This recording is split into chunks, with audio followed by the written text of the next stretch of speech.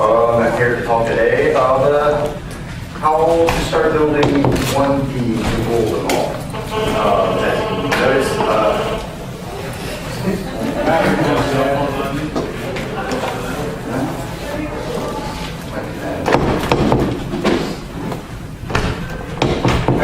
so minus gadgets interrupting you. As you can see, I've gone my -2 gauntlet of failure. So I think that's appropriate considering the slight theme I'm going with. So one thing to rule them all. What we're looking at what I'm going to talk about are a couple little tools that you can use in your site, in your styles, that'll help you, in a sense, conquer every device that is out there with a single thing. That being pretty much everything from a laptop down to an iPhone. So, and of course, we're talking about it. In our little world of things that must be ruled, we have desktops and laptops, which tend to be larger, powerful, more adaptive. You can use a lot of different elements. Elves, lighter, fast and speed. Dwarves, smartphones, little runny, small devices that can pretty much almost anything you can throw at them. Other things, goblins, pretty much anything Internet Explorer. Notice my annotation, I'm not going there today.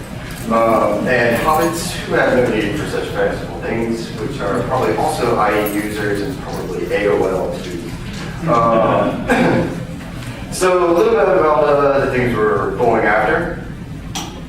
Our desktops, laptops, our average resolution usually tends to be about 1024 to 728. That average is actually now increasing as better screens and resolutions are available. You can see they can handle pretty much the full gauntlet of web tools. Our tablets, our average resolution of 768 by 1024 portrait, 1024 to 768 in landscape mode. They can handle almost as much as an can, but they're a little bit more delicate, so they don't handle as strong tools. Especially if they're Apple and you just absolutely cannot use Flash. Next, our Dwarves, our little rugged smartphones, their average resolution is 320 by 428. Most devices, like especially with Retina displays, can expand up to 640 by 960. They can handle a very limited set. You can throw full JavaScript at them, but they're not going to handle it as well. They'll probably crash your mobile browser if it actually doesn't take 10 minutes to load a single app. So what can we use to, in a sense, what can we use to create this theme? So first things, fluid and liquid width, to make sure that we can always resize and move with whatever resolution that we're viewing in.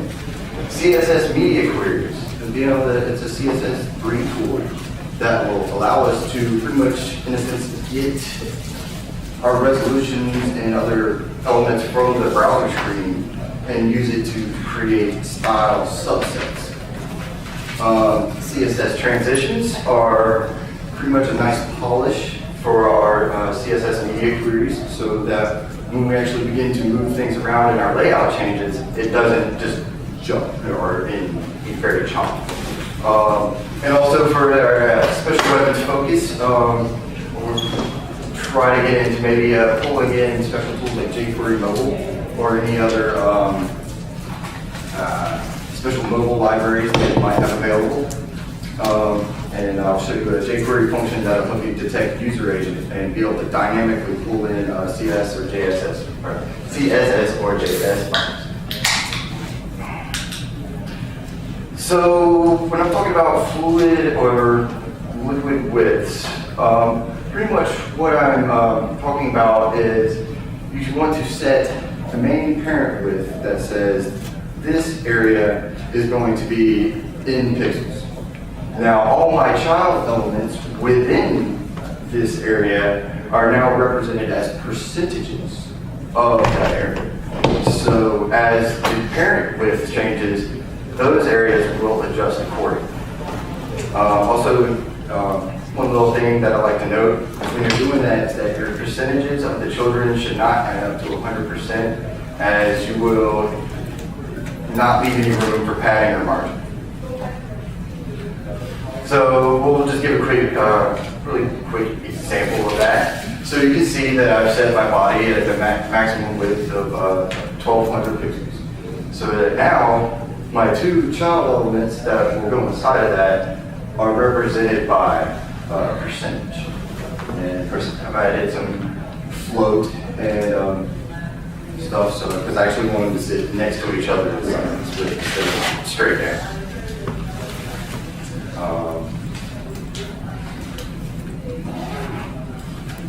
And also, I'll be showing this in a live demo of everything together. Keep switching windows. So next up, our CSS Media Queries. What it does is it pretty much exposes media and browser elements. In our examples, we're actually going to be getting elements from the browser. In a sense, we're detecting the width of the browser viewing area, so that we can adjust to that. And within that, we'll be able to create style subsets in reaction to our viewing environment. So what does that all mean? It's basically, given our viewing area, we can now adjust our layout of the entire page to fit whatever medium we're viewing this through. So we can have a certain layout for a full screen laptop view, or we can adjust a little bit to make it fit nicely on an iPad or a tablet or any other tablet. And of course for a phone, we don't want to display a full layout, so we can shrink it down into a nice stream mobile view. So here's a quick example of a CSS Media Query. It starts off by we declare @media, and our element is the screen. So we're telling the browser that we want elements of our browser. And so now you can see I've set two different style sets for the earlier body and two children elements. So now I have a 1200 pixel layout, which shows that we're viewing in a wider area, more than likely a laptop. So we can expand out more. Now, as we restrict the viewing area, so let's say we're on a tablet, we want to shrink them down so that they fit more nicely together.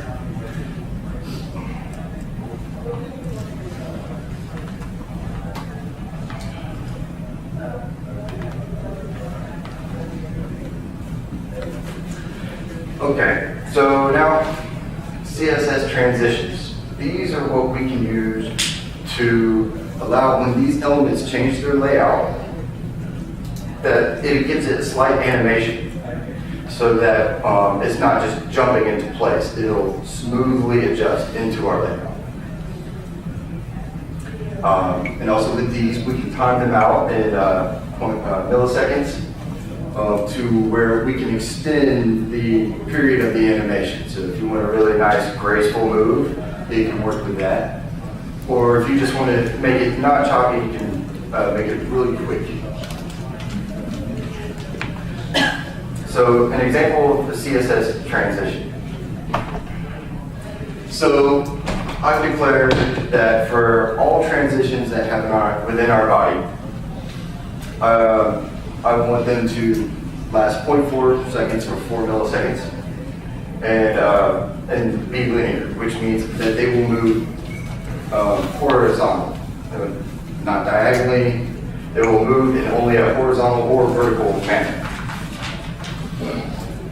And also, as you can see, I've declared each transition for Opera, Mozilla, and WebKit enabled browsers, just to make sure we catch them all.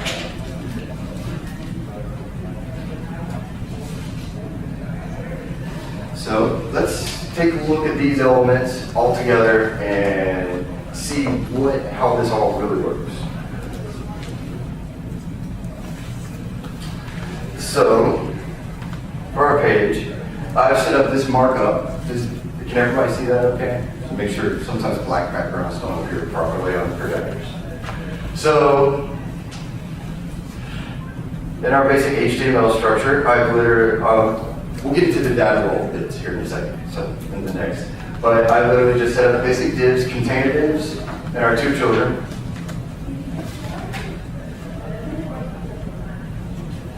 And for our CSS for this, I went ahead and I've declared that we're going to have 3 different style subsets. So we have one for our biggest view, which would be laptops. Our next one down, which would be a tablet in portrait mode. And also, I've gone ahead and set a third one for a smartphone. So now I have 3 different layouts that can happen depending on what devices you go. So, we'll go to the browser, and due to the resolution, you can't see the whole thing, which is kind of wonky. So I'm in the widest view. So now I have my 2 different content areas set up, and now we're going to see how it transits from layout to layout and can demonstrate. Pardon? Yes, those are the box one. The one on the left is box 1, and the one on the right is box 2. So now that I have my style sets, I can actually change, by changing my browser window, I can now watch the transitions happen. So as I begin to move, you will begin to see it transition into my different layouts. So it went from the widest to the next step into our now compressed mobile view. And also as an example, to show how it actually looks, I can pull it up on my iPhone simulator, and you see it automatically went to that without me having to reset.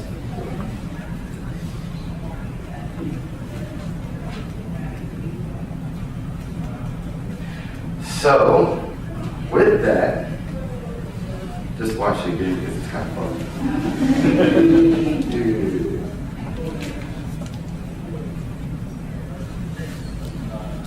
So we've got with those basics of transitions, media queries, we can actually do a full site design that will work. So now when we go into mobile, now if we want to add in something special with mobile, we can use a tool, a library out there called jQuery Mobile. Has anybody heard of jQuery Mobile? Anybody actually implemented a site using it? Okay. jQuery Mobile, we'll move it next. jQuery Mobile works on a set of using HTML5 data elements, which tells the library how our content is laid out on the page. It then goes through and applies its own set of CSS and alters elements within our page to make it seem more like a native application. So even though it is a web application, it looks like a native application that you would download. Our elements, our basic elements, there's a lot to jQuery Mobile, but I'm only going to go over these kind of 4 basic elements, just so I don't have people's heads exploding all over the place, because I don't have enough time to do that. So basically, we're just going to talk about the page, which is our data role wrapper, which indicates that all this content in this area needs to be rendered by jQuery Mobile. The header indicates that we're going to have a section of a header, which could be navigation, back buttons, home buttons. We're going to indicate an area for that. We, of course, then have our content, which is our content. And then, of course, we can declare a footer area, which can be another set of extra navigation links or anything that you would wish to add in the footer. And it will render it separately from the content. So we can implement this, but how do we tell our theme that we are using an iPhone, let's say, and that we need to implement jQuery mobile when we use our subset style for phones? Well, we can use a JS and jQuery function combination that will detect the user agent, which could be iPhone, iPod, BlackBerry, Droid, etc. And then based on what we detect, we can then dynamically add the required JavaScript to CSS files into our head, into the DOM. So let's actually take a look at that function really quick. So don't have to memorize it now. Don't scribble, you might get carpal tunnel trying to write all this down before I switch the slide. So you can see we just declared a function to detect our user agent. And then we also have another set of functions that will get our files and create our link or script tags that will be inserted into the head of our HTML document, which will then bring our files into place.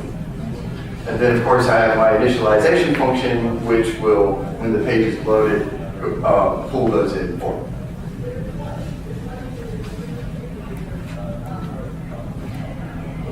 So let's take a look at the HTML structure using the data roles and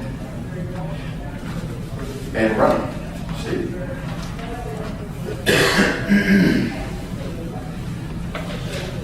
So back to our markup. So you'll see we have our page wrapper, which I have applied the data role of page. And then I've created a simple little dummy header, just a placeholder, but I've given it that data role. So jQuery mobile will render that as a header. I have our content, which is our box 1 and box 2, which we've slowly become familiar with. And then our placeholder footer, which has been given a data role footer. Now also, what we've added is a meta tag, which declares a viewport, which pretty much explains to the browser viewing it that we do not want to rescale our viewing area to try to fit it in, because we're already handling it.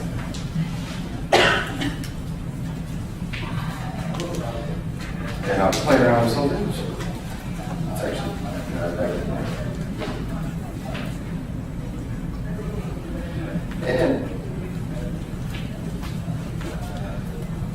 and so we'll pull it up on the iPhone. And nothing. Well, actually, something and then nothing. All right. I love live demonstrations.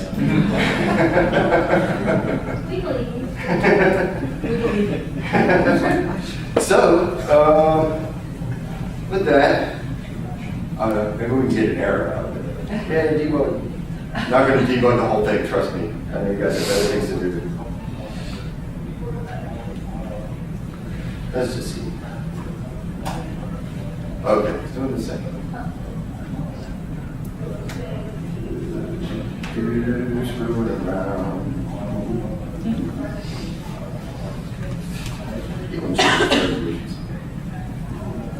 Oh, that's a fun one. All right, moving on.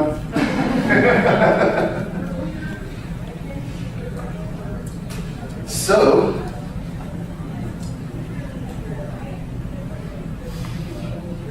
all right. I think that almost covers everything. I went through that way too fast.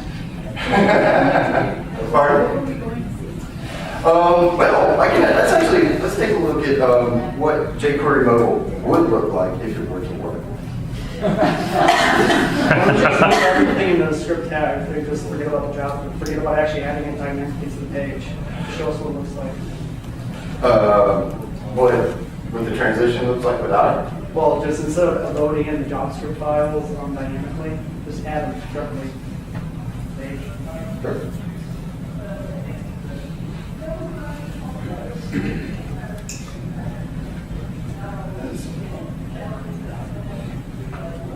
have to do that full. So, quick lesson. How can we wireless? All right. This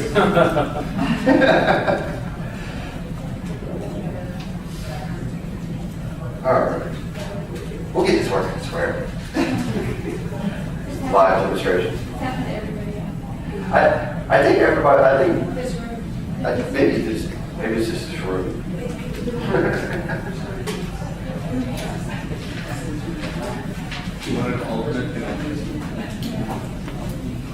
So actually, I've got a copy.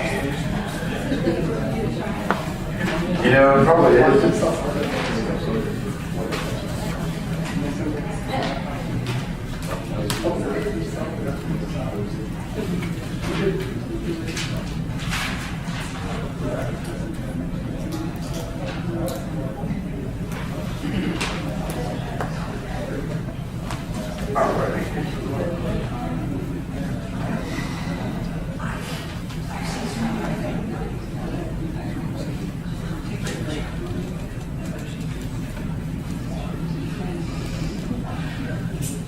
Right. Seeing the end of this amazing typing skills.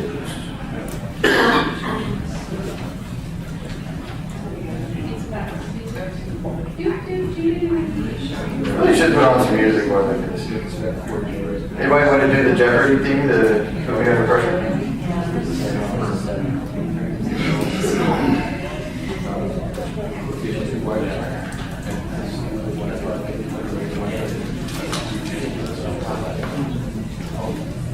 So Jeff, you can wait for 4 I saw you scored in your headline. I was like, can't get close. No, nothing to do with that force.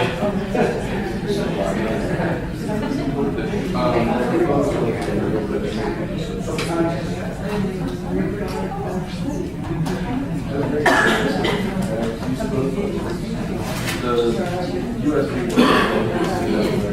it says each destination. The other one is really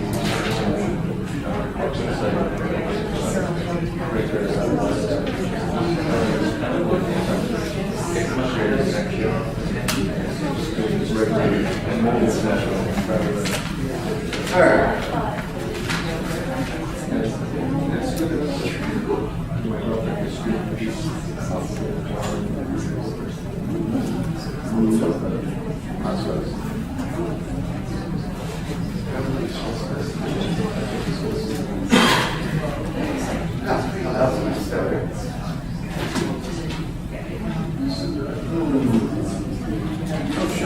So, play around with it.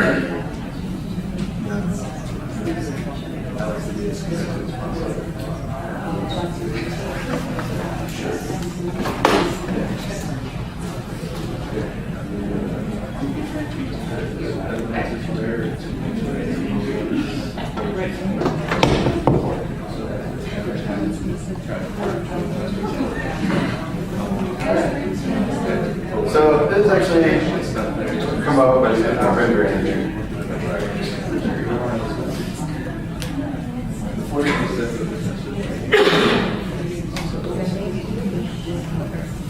So,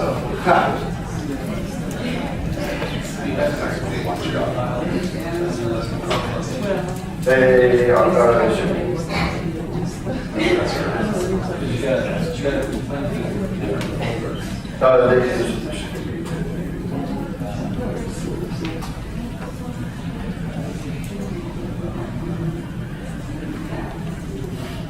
So, they're right there.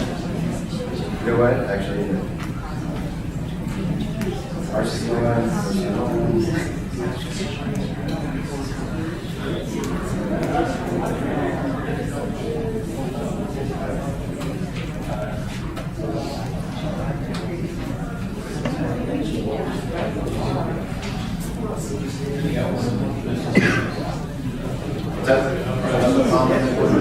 Actually, that's actually the slash miscellaneous. That's actually pulling back a Drupal install that's on the same directory, pulling in the jQuery library. Because jQuery mobile requires the jQuery library to run.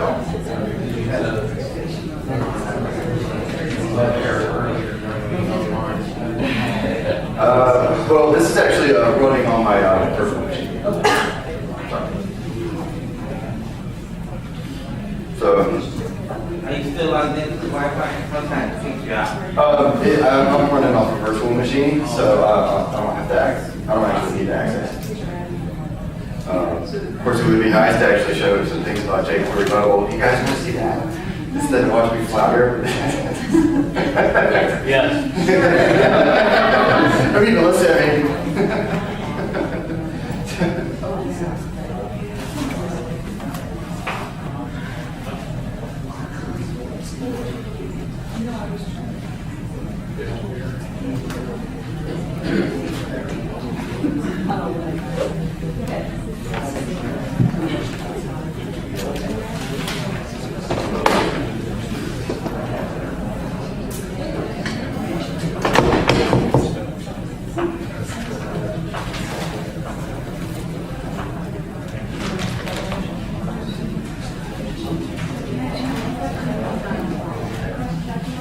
Yes. Yes. I will enter.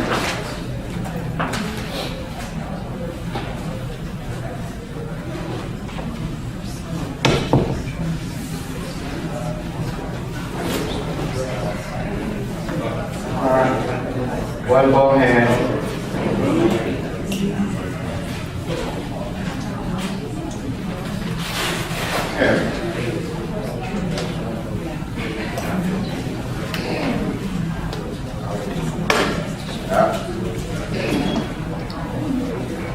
Yay, floundering.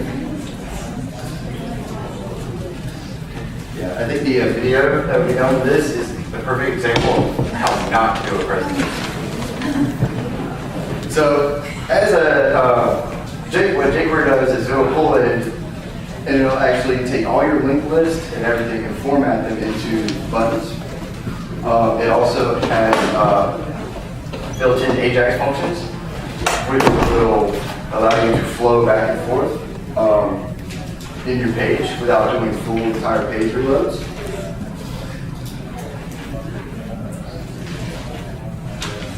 And as I mentioned earlier, this would be the header region. And so you declare header, all your links in there will be reformatted back into buttons and other items. And then also any footer.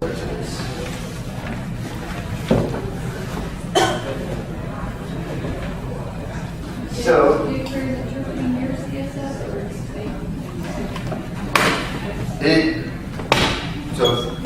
can you repeat the question? So jQuery is working with your CSS or is it just interpreting? Yes, jQuery will work with your CSS. It will override it first. But if you declare your CSS to be the last after it, you can override the jQuery mobile feed, which will give you more a custom feed. Anybody have questions?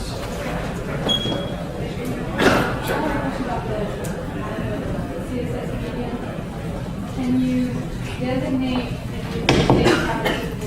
Can you designate one column in absolute pixel width and then let the others?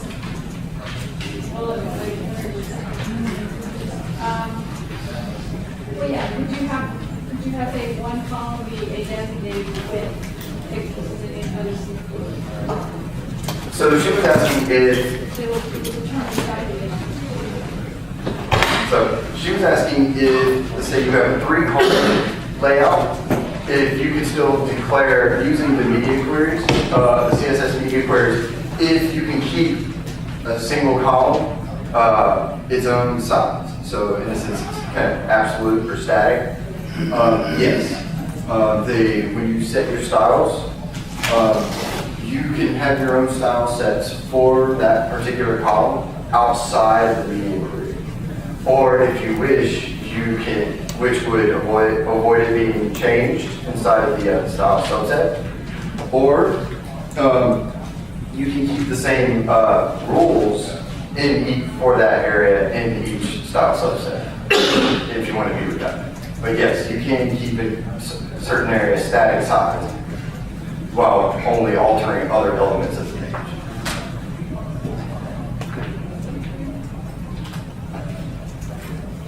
Anybody? Can you talk about broadly the strategy between detecting things dynamically using the same site for the normal web versus mobile web versus building a completely separate site for mobile? So you want to know about like basic kind of a broad strategy towards approaching this type of design? The idea, one of the best strategies that I feel is to design from the bottom up. You would want to take your most simplest inline layout that would work for, say, a phone, and then expand on your way up. So bottom-up design, I guess you could say. That tends to be the best way I've been able to wrap my head around it in terms of what type of structure I want to create. And when you think that way, you actually begin to, your markup will change. So you have a much simpler HTML markup structure, which actually can make it easier to expand using CSS and JavaScript tools. Yeah. If you've got a full-size page that'll show a graphic that's,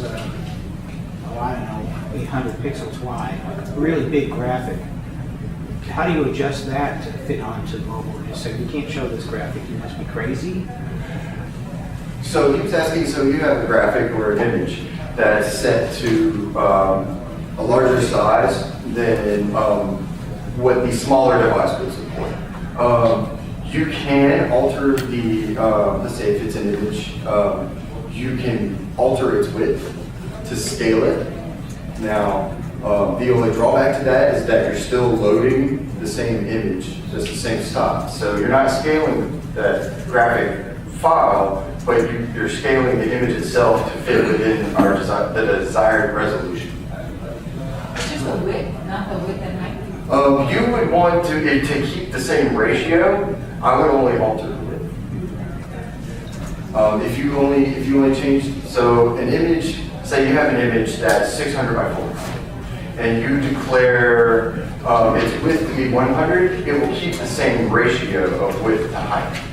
And so it will scale as opposed to just squish. Yes? So could you do something, and this may be a silly question,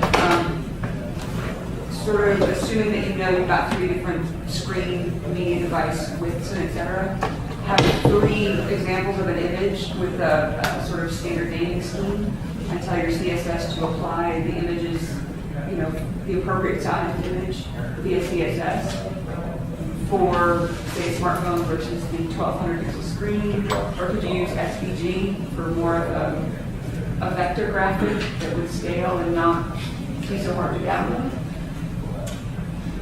Okay, I might have to repeat the question. Oh, Because also I want to repeat the question for the camera, and that was a mouthful. sorry. Which solution would be better for the image question? 3 different sized images that are applied perhaps through CSS, so you're not downloading a really big image on a smartphone, or more of an SVG approach which uses vector graphics that scale and don't take any more performance power. One of the things, and now taking this into Drupal, Yeah. so she's asking what kind of solution would be best to apply for scaling an image? Having different copies of the image in different resolutions, or using the vector graphics method?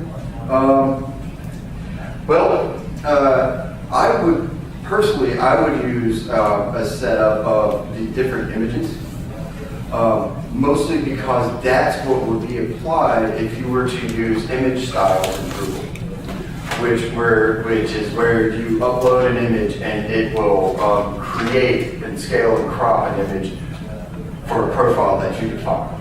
Now, in this instance, we could tell in our template, say template.php, we could define a function which could tell Drupal what to apply pending our meeting. Before it even gets. So we can pre-process it before, so the client in the machine does not have to process that. That would be my.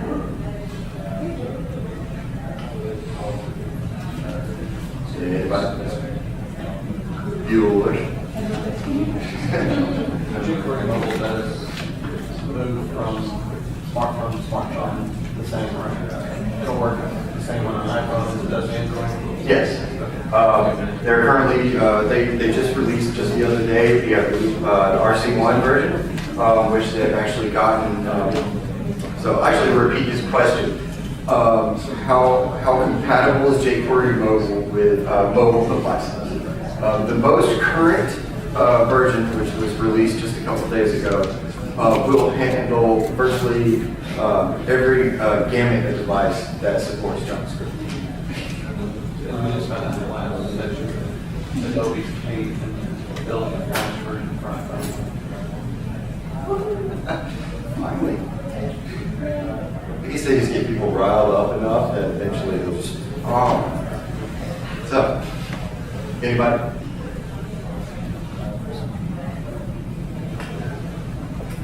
We got a little extra time, so feel free to milk whatever knowledge is in my head. Yes, of course. Is there a particular slide that, or code sample that you would like to see? Yes.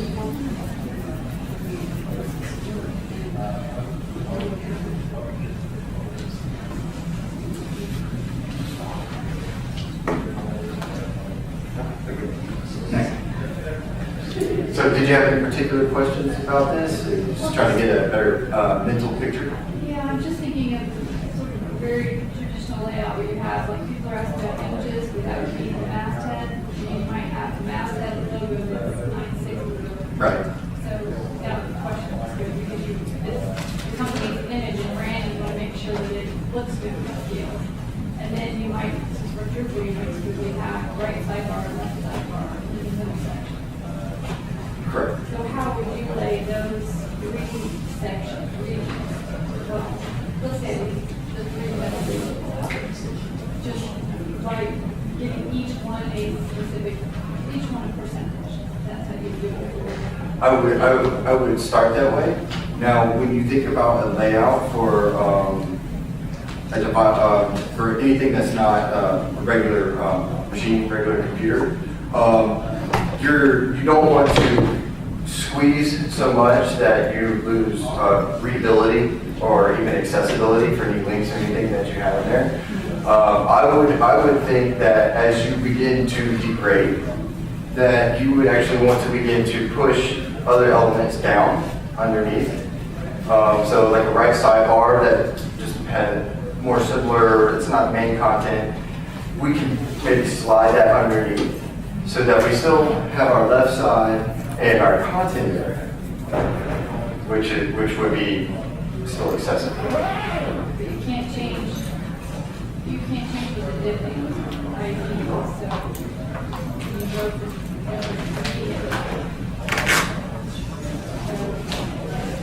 so if you just say that third box 1, 2, 3.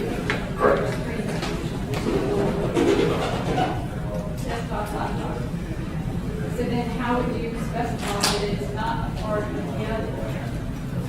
It's not to be in line with the other two columns. Clear?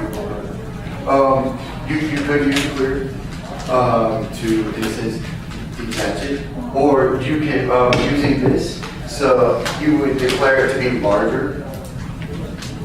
So these elements, these 1, 2, 3 are floating. And we want this bar to drop down underneath. I would declare it a larger percentage. So, pardon? Isn't that risky because then don't you need to be clear about it dropping down? Or it will really just drop? Because it's floating, it will automatically tuck up onto the other side.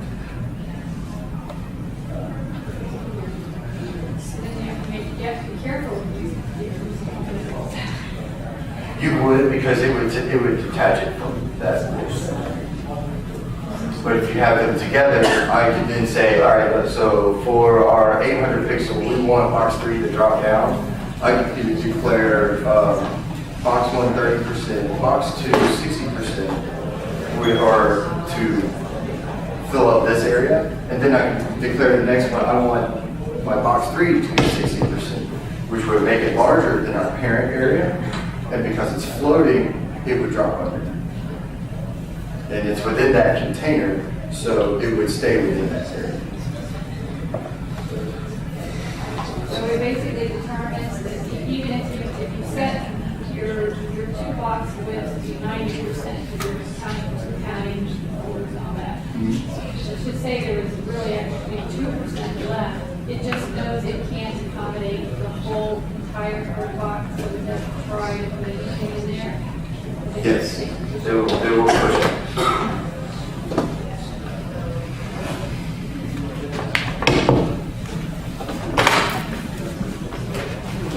Anybody? So how are you handling the two different orientations, mobile orientations, like 640 by 480 and 480 by 640? Actually, that's actually a good question. So he's asking, how do we actually handle the difference between, say, a portrait and landscape mode? Should I pull this up? Turn your screen up. Pretty good.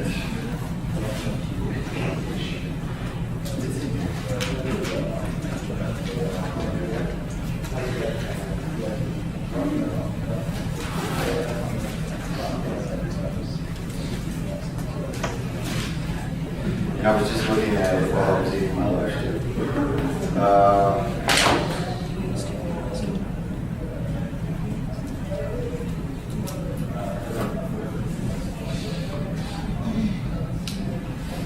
Yes.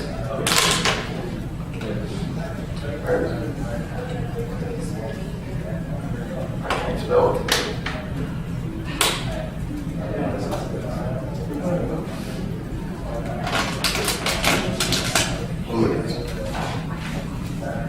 So in CSS 3, it does, it can detect that and mute.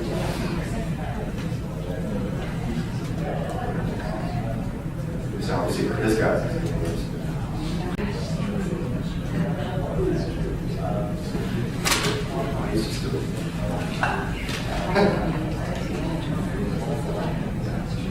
It's, there, it,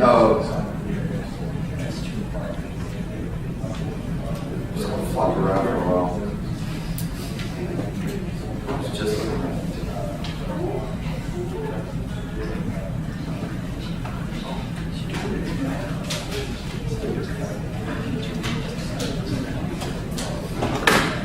Because it will, there are CSS selectors that can detect a portrait or landscape mode in the same manner as a media query, and it will allow you to adjust your layout for that.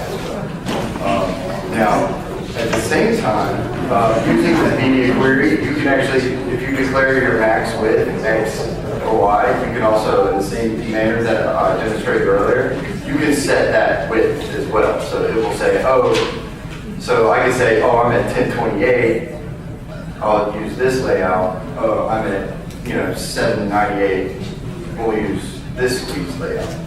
So in a sense, you could use the same method to accommodate for portrait or landscape. Yes. How does it degrade when you gotta go through your own JavaScript? How does it degrade when people turn off JavaScript? Are you speaking specifically about jQuery mobile? The transitioning actually is CSS 3. So if their browsers, if they're still supporting CSS, it will maintain. You would in your, so let's say we need to declare a default. You you would want to do that at the very top. So you would have to say your default layout would be your style set at the top. And then you would want to set up your media queries underneath. So that way you have a base that will be set all the time. And then we have the actions that we can perform on those underneath.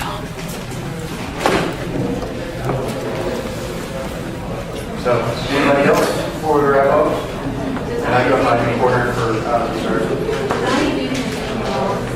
Pardon? I have not gone fully into IE. This is supported with 8 and above. IE 8 and above. I have not done any full testing with supporting 7 or below.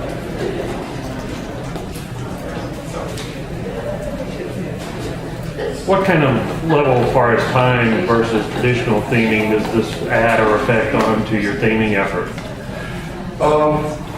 So what kind of time does this add on to your theming effort? If your initial design, like say we took the mentality of designing from bottom up, that's where you start. You're not adding any more extra hours than you would for building. And also, as to mention, the Drupal Zen theme and the Drupal Omega themes have a really good base for starting with this type of design. So you don't necessarily have to start building this type of design from bottom up, from scratch. You can, the Zen or Omega themes can give you a good solid base to start with.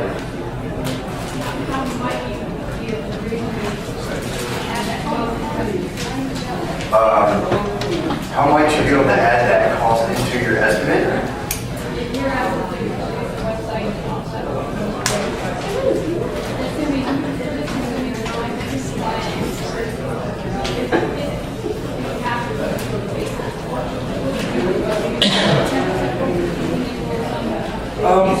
I would probably in terms of like measuring, measuring risk of adding this extra element to your theme, I would probably tag on about 15% more time. That would also be key to when you're speaking with your client of, affirming what devices that they want to support. That 100% we have to support this list of devices. So that if you have that in your scope. Now, also another thing would be to take into account is if they want to implement anything such as jQuery or mobile, that would be extra time for that. But you can actually still get that mobile layout responsibly with CSS without actually having to apply jQuery. I was just trying to be cool, show it off.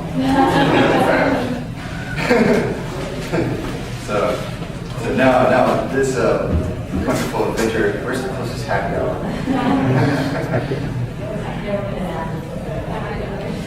Thank you. Cool. Well, thanks for putting up with me.